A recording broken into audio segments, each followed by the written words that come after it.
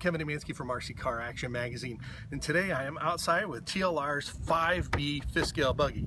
Now this buggy comes as a kit, so that means you're gonna have to go ahead and put it together, but it's pretty much easy to do.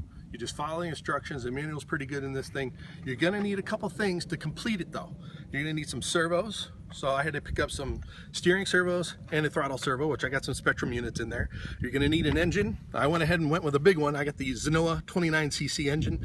And one thing you need to know about this too is you're gonna need the fan shroud and clutch housing from a CY 2-bolt engine to be able to put this in. Now, to get a little more power out of the engine, I went ahead and put a Bartolone Racing pipe on here. It's actually their quieter pipe, although it's still pretty loud, and it really enhances the power of this buggy. The other thing it has is a center diff that's aluminum, has an aluminum housing to keep heat down, has updated brakes, front and rear, and they're adjustable front and rear, and a couple other things that you'll find on the 5T.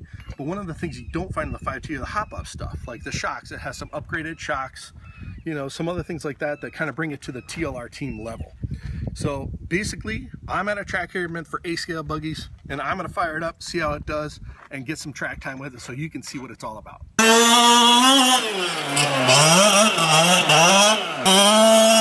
So on the track, this buggy is really nice. It's like basically driving an A-scale off-road. Out of the holes, it accelerates really well. There is still a little bit of a bog. You're gonna get that with a weed whacker style engine. It's just natural, but it's a lot less than a lot of vehicles that I've driven.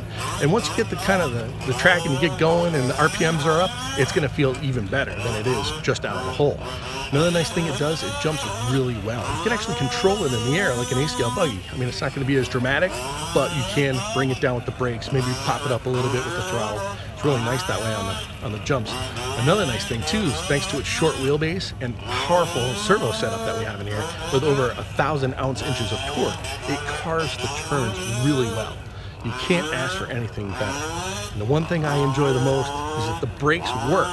A lot of times on fifth scale vehicles, I've had a problem with the brakes fading through time. On the track, this felt really good with the brakes. I didn't really have anything to complain about the whole time I was up here.